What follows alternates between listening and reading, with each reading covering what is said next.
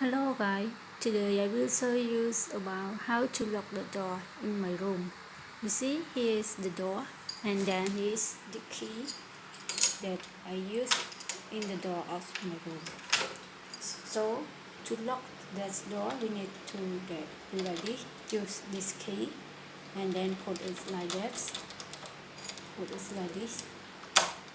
and then move it like this to make it go out like that to lock the door, and then we need to make it like this to lock out.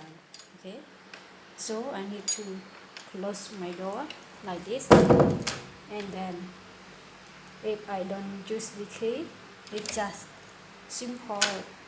Close the door and then need to lock it, close it like this, and then move this key to be like this, and then I need to open it, so it's also already locked the door, so cannot open.